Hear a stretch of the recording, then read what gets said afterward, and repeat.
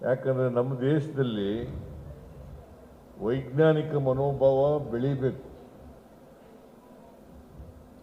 ನಮ್ಮ ಸಮಾಜದಲ್ಲಿ ಅನೇಕ ಮೂಢನಂಬಿಕೆಗಳಿದ್ದಾವೆ, ಮೌಢ್ಯಗಳಿದ್ದಾವೆ, ಕಂದಾಚಾರಗಳಿದ್ದಾವೆ. ಅದರಿಂದ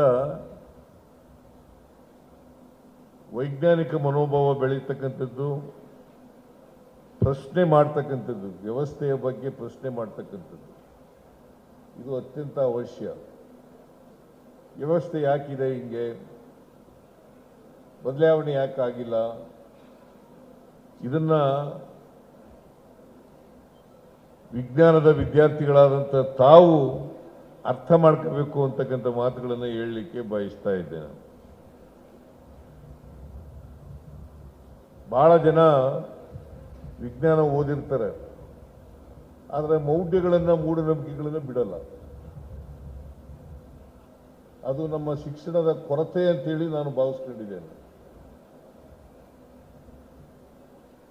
ಯಾಕಂತಂದ್ರೆ ನಮ್ಮ ಮೂಢನಂಬಿಕೆಗಳು, ಮೌಢ್ಯಗಳು, ಕಂದಾಚಾರಗಳು ಬಹಳ ಗಟ್ಟಿಯಾಗಿ ಬೇರು ಬಿಟ್ಬಿಟ್ಟಿದ್ದಾವೆ.